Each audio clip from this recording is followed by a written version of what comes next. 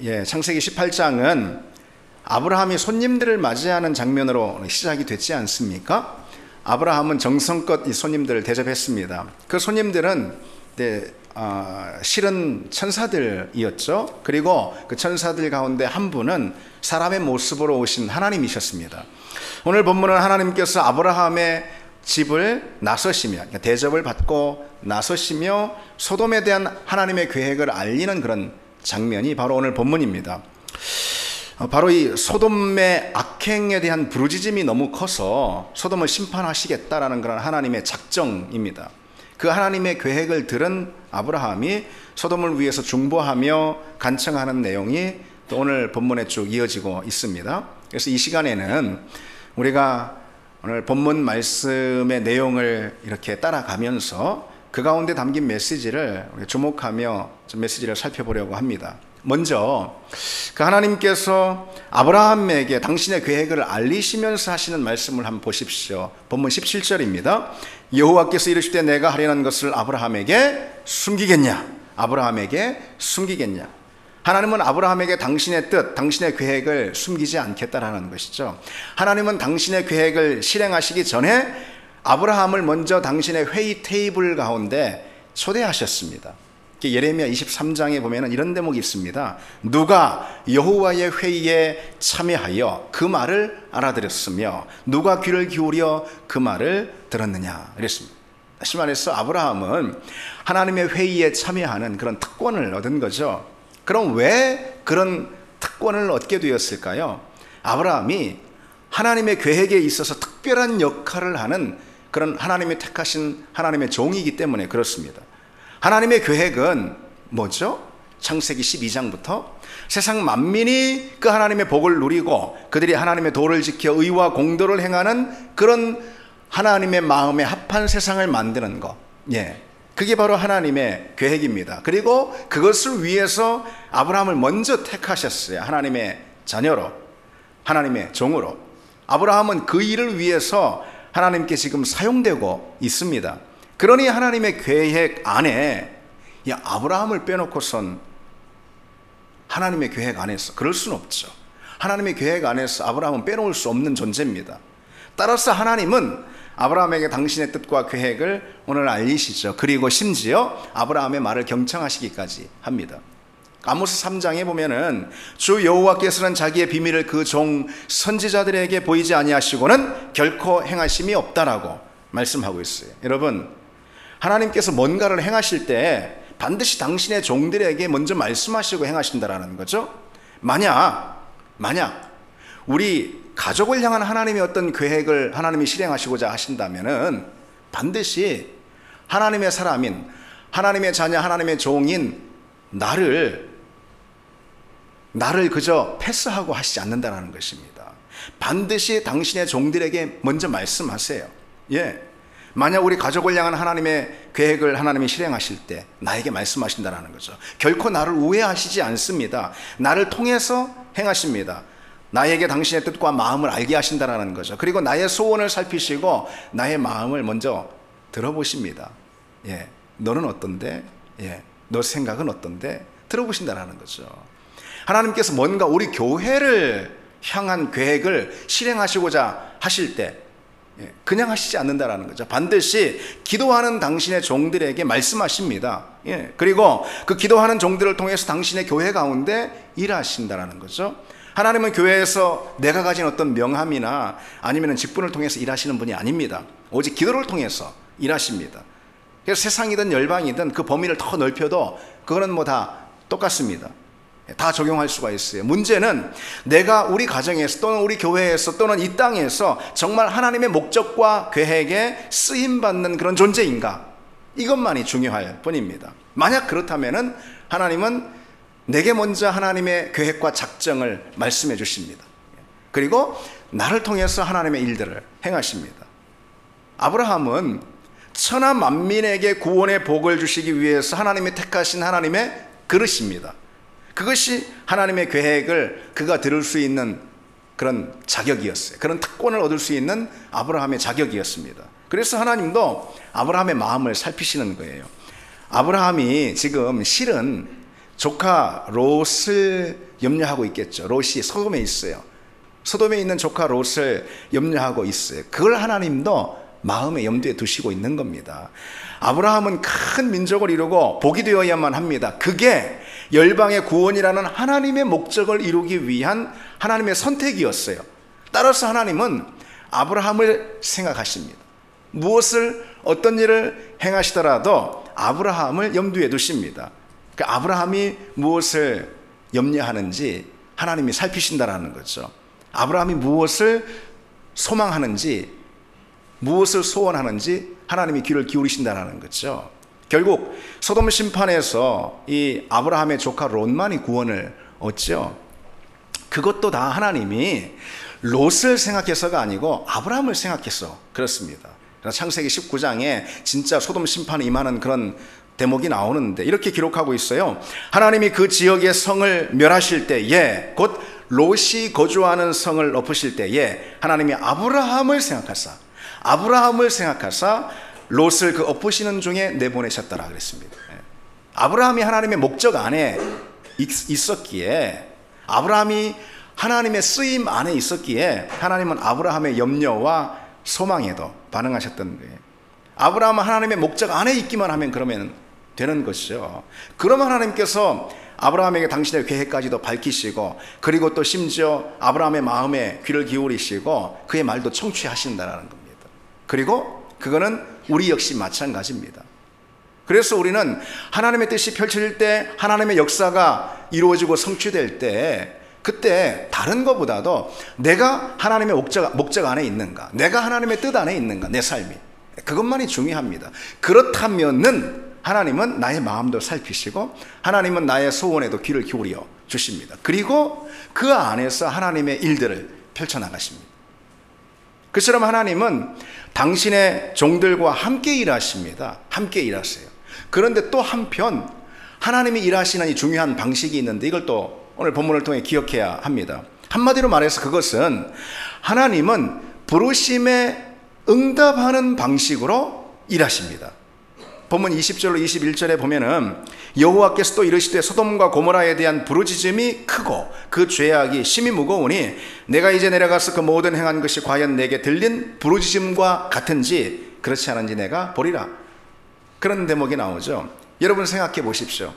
하나님이 스스로 모든 것을 다 판단하시는 분이잖아요. 하나님은 전지전능하신 분이 스스로 모든 것을 판단하시고 판단하신 그대로 행하시는 분입니다.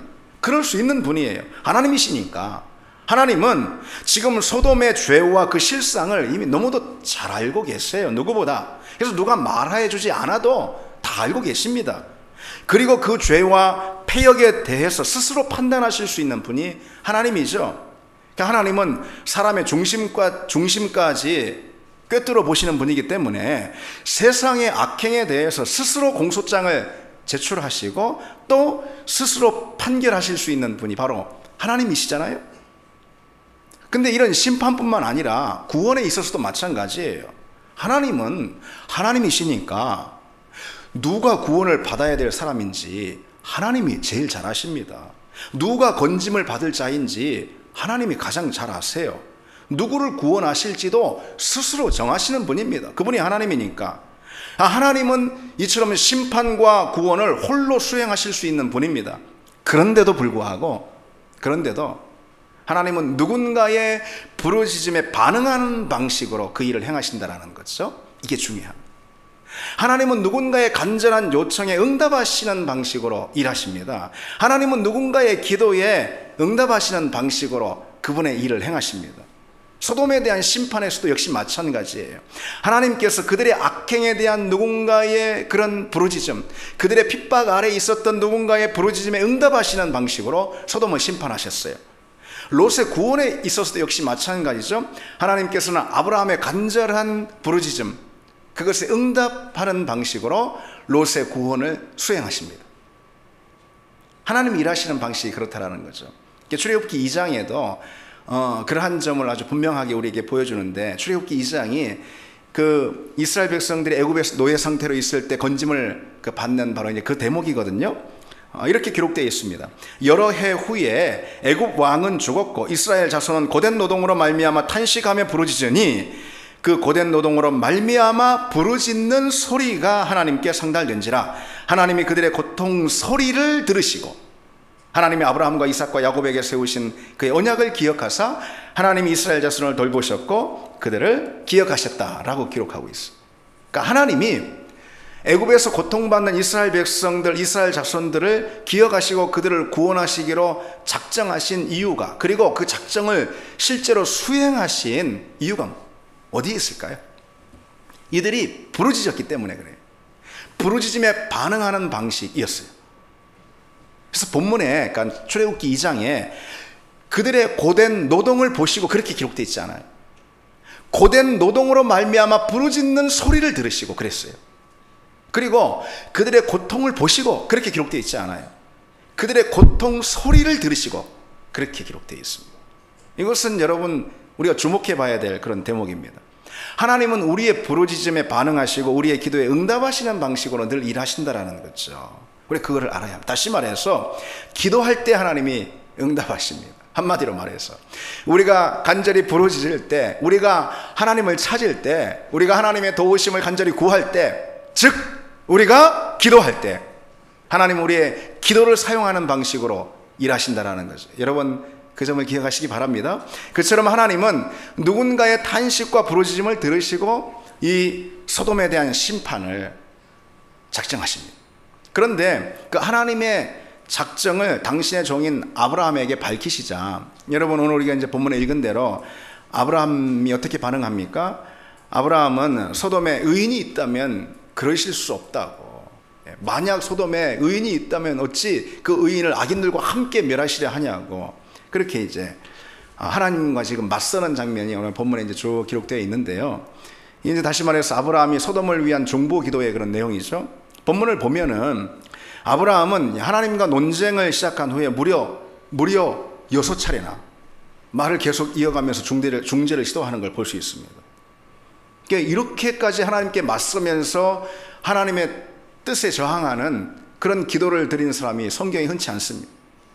하나님 앞에서 어찌 보면 무례해 보일 수 있지만은 아브라함은 물러서지 않고 계속해서 질문을 하고 있죠.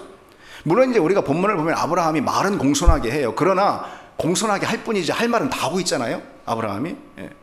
아브라함은 당돌하고 끈질기게 지금 하나님께 매달리고 있습니다. 그러면 안 된다. 뭐 이런 거죠. 그래서 사실 이 기도에는 하나님의 뜻에 대한 저항이 담겨 있습니다. 그럼에도 있죠. 하나님께서 의인의 숫자가 50에서 10명으로 줄어들 그때까지 무려 6번이나 아브라함이 협상을 계속 걸어오는데 그것에 응해주는 걸 볼 수, 하나님 응해주시는 걸 볼 수 있습니다. 여러분 여기서 우리 기도에 대한 중요한 사실을 발견할 수가 있습니다. 어느 신학자가 하나님께 저항하며 씨름하는 기도 그 자체가 일종의 하나님의 뜻이다. 우리의 저항을 하나님은 사랑하신다. 이렇게까지 말한 바 있습니다. 이게 무슨 말일까요? 이런 거죠. 하나님은 그저 우리가 그냥 한 2번, 3번 그냥 잠깐 기도한 다음에 뭐 응답이 안 되는 것 같으면 아니 뭐 그냥 하나님의 뜻인가 보네요. 이렇게 생각하는 사람보다는 아브라함처럼 말이죠. 하나님께 저항하면서까지 끈질기게 기도하는 사람을 오히려 사랑하신다는 것입니다. 왜 그럴까요, 여러분? 왜냐하면은 그처럼 기도하는 사람은 하나님만이 내 인생의 주인이시고 모든 상황에 대한 키를 오직 그분만이 갖고 계시다라는 믿음을 갖고 있는 사람이기 때문에 그렇습니다. 뭐지만 2번, 3번 구하다 아닌가 뭐 내가 알아서 해야지. 그렇죠. 이 상황을 내가 주도할 수 있다. 내가 내 인생의 주인이다. 이런 생각 가지고 있는 거죠.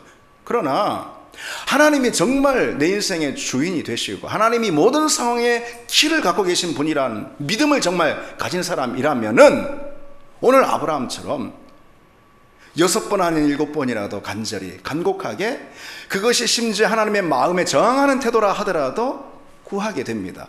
하나님은 바로 그런 사람을 사랑하시고 하나님은 그런 믿음을 소중히 여기신다는 거죠. 아브라함은 그런 태도로 소돔을 위해서 중보합니다. 실은 이 아브라함이 직접적으로 그 언급하고 있지는 않지만 소돔보다는 롯의 마음이 가가지고 자기 조카, 그죠? 그게 걱정이 돼서 중보했을 수가 있습니다. 결국 이 소돔은 구하지 못했지만은 롯의 가정은 구하잖아요. 중보의 역할이 얼마나 중요한가 여기서 엿볼 수 있죠. 하나님이 롯의 가정을 구하신 이유, 아까도 말씀드렸죠. 다른 게 아니고 아브라함을 생각하셔서, 아브라함을 긍휼히 여기셔서, 아브라함이 너무 마음 아플까 봐 그래서 롯을 건지셨다라는 거죠. 하나님은 아브라함을 생각하셔서 롯의 구출 작전을 수행하십니다. 누군가를 위해서 중보한다라는 것이 정말 얼마나 큰 능력인가. 그 순간 롯은 그 사실을 알지도 못했잖아요. 자기가 구원을 받을 때 소돔에서 그때조차도 자기가 왜 구원을 받게 된지를 몰랐을 겁니다. 그렇죠. 그게 삼촌 아브라함의 중보기도 덕인데, 그 중보기도를 받는 이 대상에게는 중보기도가 얼마나 정말 강한 방패인가. 그렇죠. 그리고 중보라는 것, 이것은요 꼭 우리가 중보기도 모임에서 하는 기도 이렇게만 우리가 국한시킬 것이 아닙니다. 그건 좁은 의미에서 그런 거고요. 중보는 좀 넓혀서 이런 겁니다. 우리 가정에서 있죠. 내가 믿음의 사람으로 딱 든든히 서 있으면은 하나님은 우리 가정을 기억하십니다. 불쌍히 여기셔요. 나를 생각하셔서 나를 아끼셔서 우리 가정에 은혜를 베푸신다라는 것입니다. 그게 중보의 진짜 의미입니다. 내가 중보자이기 때문에. 그래서 내가 우리 가정을 지키는 가장 분명한 방법은, 내가 우리 가정 가운데 하나님의 은혜가 임하도록 하는 가장 분명한 방법은 내가 중보자로 서 있는 거예요. 내가 믿음의 사람으로 서 있는 것입니다. 그래서 우리 남편이, 우리 아내가, 자녀가 또는 부모가 신앙생활 다 하지 않을 때 나라도 신앙을 든든히 지키는 거, 이거야말로 진짜 가정을 살리는 것입니다. 왜? 하나님이 나를 보시고 가정을 건지시고 나를 보시고 가정에 은혜를 베푸시기 때문에 그렇습니다. 그게 중보입니다. 특별히 오늘 본문의 이 아브라함의 중보기도는 한번 보십시오. 가정을 넘어서 소돔 백성을 위해서 중보하고 있잖아요. 그렇죠? 소돔성의 사람들, 이런 아브라함과 아무 관계가 없는 사람들이에요. 다만 악한 사람이에요. 이 사람들은 다만 패역한 사람들이에요. 그리고 창세기에도 소돔 사람은 여호와 앞에 악하여 큰 죄인이다, 큰 죄인이었다, 이렇게 기록하고 있어요. 그럼에도 불구하고 아브라함은 그들을 위해 중보하며 간청하고 있죠. 여기서 우리는 아브라함의 기도를 배울 필요가 있습니다. 우리의 기도가 얼마나 많이 확장되어야 하는가 우리가 알아야 하는 것이죠. 혹여나 아브라함이 소돔 사람들이 정말 걱정이 돼서 이렇게 소돔성을 위해서 기도하는 게 아니라, 실은 그곳에 살고 있는 자기 조카 롯이 걱정이 돼서 기도한다 하더라도, 그렇게 했다 하더라도 아브라함의 이 중보 기도는 대단히 배울 점이 많습니다. 왜냐하면요, 여러분, 롯이 누굽니까? 롯이 기억하십니까? 창세기 13장에서 우리가 말씀을 나눴는데, 아브라함이 고아인 조카 롯을 거두어서 그동안 돌보고 키우고 자기의 많은 것을 떼어 나눠주고 그랬던 조카입니다, 롯이. 아브라함은 롯을 마치 자기 상속자로 여길 만큼 특별하게 대했습니다. 그런데 롯이 삼촌 아브라함으로 인해서 많은 걸 얻고, 그리고 그 때와 소유가 크게 커졌을 때 삼촌 아브라함을 이젠 경쟁자로 여겼습니다. 그의 종들과 삼촌의 종들이 좋은 초지를 놓고 서로 대립하는 이 장면에서 우리는 그 점을 엿볼 수가 있습니다.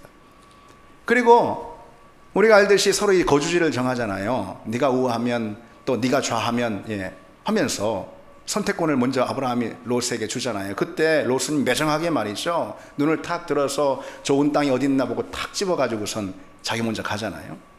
근데 그곳이 바로 소돔이었어요. 그런 롯에게 여러분, 아브라함은 어땠을까요? 인간적으로 좀 많이 섭섭했겠죠. 무슨 저런 인간이 있나 하고서 믿고 얄미웠을 수도 있습니다. 정말 이제 저 혼자만 잘 되려고 하면서 그동안 베푼 정이 다 아무 소용이 없네. 그런데 아브라함은 그런 롯의 안위를 위해서 지금 이토록 하나님과 막 씨름하면서 간청하고 있어요. 결국 하나님은 아브라함을 생각하셔서 롯을 구하십니다. 여러분, 누구의 안위와 평안을 위해서 중보하며 기도해야 할까요, 우리가? 누구의 구원과 은혜를 위해서 중보하며 기도해야 할까요, 우리가? 가족들일까요? 자녀들? 나하고 친한 사람들? 나한테 잘해주는 교우들? 뭐 그건 당연합니다. 당연합니다. 근데 그것을 넘어서 우리는 나를 섭섭하게 하는 사람들을 위해서 중보해야 하지 않을까요? 내 마음에 상처를 주는 사람들을 위해서 우리는 중보할 수 없을까요? 나한테 해를 끼친 사람을 위해서 우리는 중보하며, 이 아브라함처럼 말이죠, 씨름하듯 중보하며 하나님께 기도할 수는 없을까요?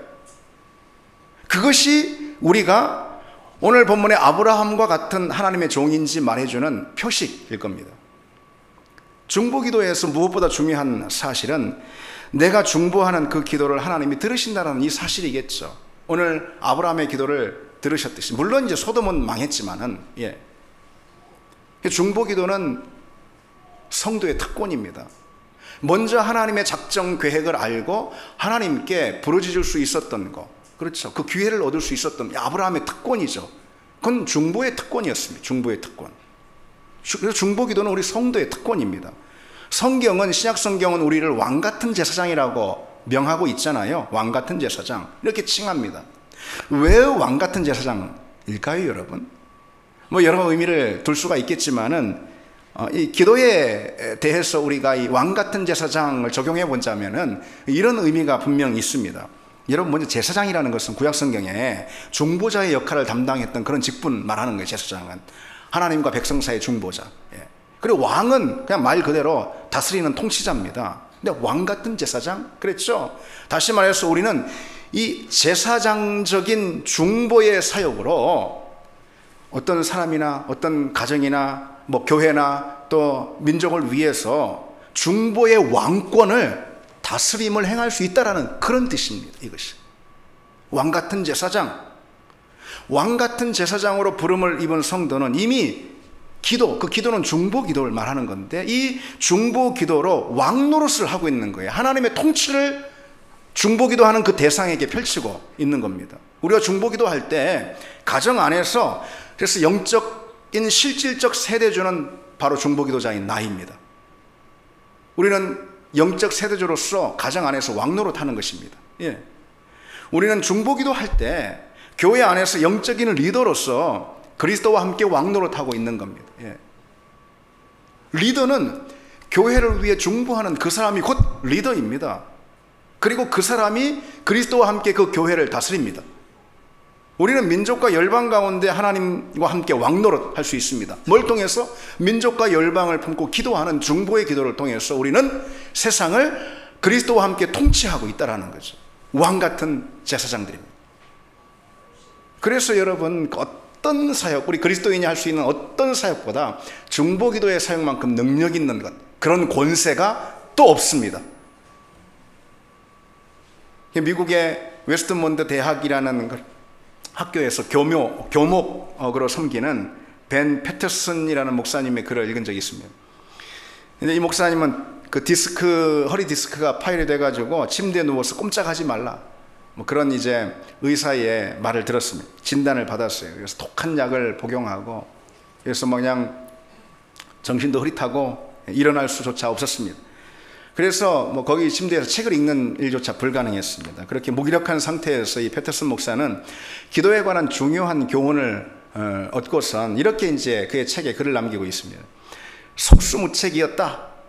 더러 겁이 나기도 했다. 교회는 어떡하나? 자기가 이제 담임 목사인데 이제 이런 걱정이 들겠죠. 교회는 어떻게 하나? 강단은 누가 지키고 목회는 누가 하나? 아무리 생각해봐도 뭐 꼼짝없이 누워있으니까 뭐 별다른 방법이 없습니다. 자포자기하는 심정으로 교회를 위해서 기도나 해보자. 그랬던 거죠. 그래서 교인 주소록을 펼쳐놓고 한 사람 한 사람 그 위에서 날마다 이제 기도를 한 겁니다. 거의 2시간이 이제 모든 성도들 위해서 기도하는데 2시간이 넘게 걸렸습니다. 근데 뭐 그것 말고는 뭐 달리할 것이 또 없기 때문에, 그리고 솔직히 기도가 좋아서 그렇게 시작한 건 아니고 누워있는 게 뭐 너무 지루해가지고 그렇게 기도를 시작했다라는 거죠. 하지만 몇 주가 지나는 동안 차츰 기도의 능력을 깨닫고 발견하게 된 겁니다. 기도의 능력이 얼마나 놀라운지 새삼 알게 된 거예요. 자신의 그 어떤 열심으로도 또 어떤 목회적 역량으로도 행할 수 없는 일을 하나님께서는 지금 병상에 누워있는 자신의 기도를 통해서 교회 가운데 행하고 계시다라는 확신을 얻게 된 겁니다. 기도가 내가 행하는 어떤 일보다 또 내가 가진 역량으로 행하는 어떤 능력보다 더 강력하다. 예. 여러분, 내가 누구인지, 내가 누군가를 위해서, 내가 또는 무엇인가를 위해서 행하는 그 어떤 일보다도 중보기도, 예, 이보다 더 능력 있는 것, 이보다 더 큰 권세는 없는 줄 믿습니다. 여러분들이 이미 가지고 있는 특권입니다. 그 권세를 누리는 여러분 되길 바랍니다. 우리 본문을 다시 보실까요?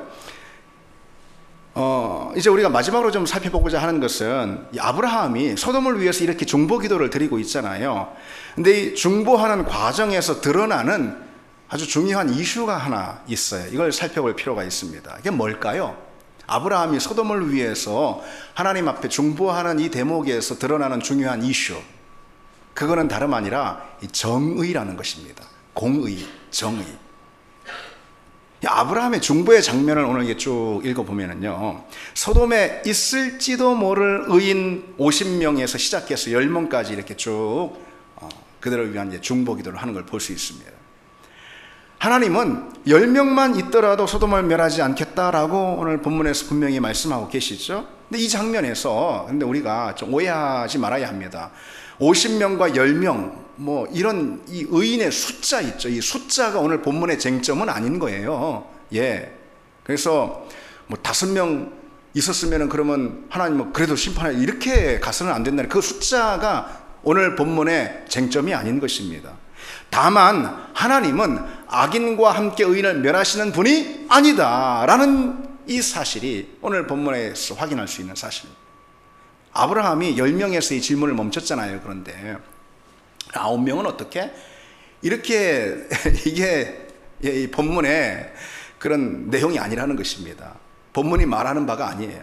아브라함이 10명에서 질문을 멈춘 이유는 하나님께서 당신은 악인을 심판하는 과정에서 결코 의인을 멸하시는 분이 아니다라는 이 거듭 확인해 주신 이 하나님의 마음, 하나님의 뜻을 아브라함이 이제는 분명히 알았기 때문에, 그래서 10명에서 멈춘 겁니다. 이미 아브라함은 하나님께 충분한 답을 들었어요. 곧 하나님은 의인을 악인과 함께 심판하지 않는 분이라는 이 사실이에요. 의인은 성경에서 이 의인을 번역한 가장 잘 번역된 정의는 하나님의 자녀. 예, 의인은 뭐라고요? 누구라고요? 하나님의 자녀. 이게 의인인 것입니다. 예. 하나님은 의인을 보존하십니다. 하나님은 당신의 자녀를 지키시는 분입니다. 그런데 이 본문에서 아주 흥미로운 점이 이제 발견이 됩니다. 마치 아브라함이 이 중보를 하면서 마치 자기 자신이 하나님보다 더 너그러운 사람인 양 지금 그런 태도를 보입니다. 이렇게 질문하는 대목이었어요. 왜 의인을 악인과 함께 멸하시려 합니까? 이렇게 말하는 대목이었어요. 자기가 더 의인을 아끼는 것처럼, 예, 그런 태도가 엿보이죠. 왜 의인을 악인과 함께 멸하시려 합니까? 예, 이 당돌한 질문 속에서 마치 아브라함이 하나님보다 더 아량이 있는 사람처럼 보인단 말이죠. 그러나 하나님은 아브라함이 하나님께 자비를 강요할 정도로 그렇게 자비가 없으신 분은 아니죠. 그렇죠. 하나님은 당신의 성품을 가장 먼저 표현하실 때 바로 그 대목이 출애굽기 34장인데요. 하나님의 성품을 가장 먼저 표현하시는 직설적으로 그 대목 이렇게 되어 있습니다. 여호와라 여호와라 자비롭고 은혜롭고 또 노하기를 더디하시고 인자와 진실이 많으신 분, 이렇게 당신의 성품을 말씀하십니다. 그러나 그럼에도 불구하고 하나님의 공의가 세워져야 할 곳에는 공의를 세우시는 분이 하나님이에요. 왜 그럴까요? 불의를 겪는 희생자들의 비통한 절규를 듣는 것 역시 자비이고 사랑이기 때문에 하나님은 그 자비를 실천하기 위해 공의를 실천하십니다. 우리는 그래서 여러분, 하나님이 공의를 행하실 때 말이죠, 함부로 판단하면서 사랑이 없는 하나님이라 이렇게 말해서는 안 됩니다. 그때 우리의 태도 안에 있는 그 사랑이라는 것은 실은 값싼 사랑이고 사랑의 남용일 뿐입니다. 우리는 하나님이 누군가 죄인을 벌하실 때 말이죠, 함부로 판단하며 하나님 자비도 없다라고 그렇게 말해서는 안 됩니다. 그때 우리 태도 안에 있는 그 자비 또는 그 용서라는 것은 사실 값싼 용서이고 용서의 남용일 뿐입니다. 여러분, 우리가 하나님보다 사랑이 많습니까? 자신 있습니까? 우리가 하나님보다 더 용서에 관대한 존재입니까? 결코 그렇지 않습니다. 그 사람들 보면 때로 막말을 하더라고요. 막말을. 하나님이 그리스도인이 아니라고, 자기 자녀가 아니라고 이 땅에 수많은 무고한 사람들을 싹 다 심판하시고 지옥에 보내신다고. 그런 게 무슨 하나님이냐고. 사랑의 하나님이라면 그럴 수 있냐고. 한참 몰라서 하는 말이죠. 요한 1서에 하나님은 뭐라고요? 하나님은 사랑이시라 그랬습니다. 하나님은 사랑이시라. 하나님은 그 존재와 본질 자체가 사랑이십니다. 그래서 그 존재와 본질 자체의 발현, 구현인 그분의 모든 행위는 다 사랑일 수밖에 없습니다. 하나님이 행하시는 모든 일이 다 사랑입니다. 하나님이 행하시는 모든 일은 오직 사랑만을 세웁니다. 그래서 내가 생각하는 사랑이 아니에요. 하나님이 행하신 일이 사랑인 것입니다. 사랑의 기준은 하나님이 행하신 일입니다. 마찬가지로 여러분, 정의 역시 그렇습니다. 공의, 정의 역시. 오늘 본문의 아브라함의 질문을 한번 보십시오. 주께서 의인을 악인과 함께 멸하시려 하나이까? 하나님을 고발하고 있습니다. 세상을 심판하시는 이가 정의를 행하실 것이 아닙니까? 라고 지금 하나님을 마치 고발하듯이. 여기서 있잖아요, 아브라함이 판단을 하고 있는, 생각하고 있는 정의가 딱 있어요. 정의가. 그게 뭘까요? 본문에 드러나잖아요. 아브라함이 딱 생각하고 있는 정의라는 것은 다른 게 아니고 의인을 악인과 함께 멸하지 않는 것, 이게 정의인 거예요. 물론 하나님은 의인을 악인과 함께 멸하지 않는 분이십니다. 그러나 여기서 우리는 아브라함의 태도 가운데 있는 문제를 엿볼 수가 있어요. 좀. 아브라함은 하나님께 이런 질문을, 또는 조금 더 확대해서 이런 고발장을 과감하게 던지면서, 세상을 심판하신 이가 정의를 행하셔야죠 하면서, 어찌 의인을 악인과 함께 멸하시라 합니까? 막 이렇게 하면서, 이 아브라함의 태도 가운데 있는 문제가 뭔가, 아브라함은 자신이 옳다고 판단하는 정의를 하나님께 호소하면서, 하나님이 만약 그렇게 행하시지 않는다면 그분이 행하시는 그 일은 정의가 아니라고 지금 판단하려고 하는 것입니다. 그렇죠? 그러나 우리는 이 사실을 기억해야 되죠. 정의가 아니라 하나님이 행하시는 일이 정의라는 것입니다. 우리는 이 점을 분명히 기억해야 합니다. 아브라함은 하나님께 정의는 이런 것이라면서 그 정의를 규정하고 그 정의를 하나님께 강요하고 있습니다. 그러나 중요한 사실이 있어요. 내가 생각하는 정의가 아니라 하나님이 행하신 일이 곧 정의입니다. 여러분, 참으로 의로우신 분은 오직 하나님 한 분뿐이심을 믿습니다. 그러니 그 하나님이 행하신 일이 정의입니다. 참으로 옳은 분은 하나님이십니다. 그러니 그 하나님이 펼치신 일이 곧 정의입니다. 진정 참된 분은 오직 하나님 한 분뿐이십니다. 그러니 그 하나님이 세우시는 질서가 정의입니다. 하나님이 정의의 기준이고 하나님이 정의의 잣대가 되십니다. 그것이 사랑이든 또는 정의이든 오직 하나님이 기준이다, 이 말씀입니다. 하나님의 행하심이 판단의 기준입니다. 오직 하나님의 말씀이 기준이다, 이렇게 바꿔 말할 수 있습니다. 왜 그럴까요? 그분이 당신의 아들을 십자가에 내어 주셨기 때문이에요. 그렇기 때문에 하나님이 행하신 그 일이 정의에 관해서든 사랑에 관해서든 판단의 기준이 된다는 것입니다. 하나님은 당신의 아들을 십자가에 내어 주셨어요. 우리를 위해서 아들을 십자가에 내어 주신 하나님의 사랑이 세상 그 모든 사랑을 압도하고도 남습니다. 우리 때문에 아들을 십자가 가운데 심판하신 그 하나님의 정의가 세상의 모든 정의를 압도하는 그런 정의입니다. 따라서 하나님의 행위가 사랑이고 하나님의 행위가 정의입니다. 하나님의 뜻이 사랑이고 하나님의 뜻이 정의입니다. 우리는 다만 그 뜻을 묻고 하나님의 정의를 실천하고 하나님의 사랑을 행하는 사람들입니다. 따라서 우리는 내가 무엇을 바라고 행해야 하나님의 뜻인지만 물으면 됩니다. 그것이 중요합니다. 사랑을 행하는 자리라면 만약에 내가 원하는 대로 하는 게 사랑이 아니에요. 심지어 상대가 받아들일 때 사랑이라고 믿는 것이 사랑이 아닙니다. 아닐 수도 있습니다, 여러분. 하나님의 뜻 안에서 하는 것이 진정 사랑입니다. 하나님의 말씀 안에서 행하는 것이 진정 사랑입니다. 정의를 행하는 그런 공의를 베푸는 그런 자리가 있다면 내가 옳다고 믿는 대로 하는 것이 아니라 하나님의 뜻 안에서 정의가 실천되도록 하는 것이 진정 정의입니다. 그래서 다만 우리가 구할 것이 뭡니까? 그러면 답이 나왔죠. 다만 우리가 구할 것 하나님의 뜻입니다. 그분의 말씀입니다. 우리가 다만 그 뜻을 구하고 그 뜻 안에 있을 때에 우리는 사랑 안에도 거할 수 있고 공의 안에도 거할 수 있고 모든 선과 의로움 안에도 거할 수 있을 줄 믿습니다. 그럴 때 우리는 하나님이 기뻐하시는 사람들이 될 줄 믿습니다. 우리 같이 우리 찬양 드리겠습니다. 우리가 하나님의 기쁨이 되기를 원합니다. 우리 마음으로 고백하면서 이 찬양합시다.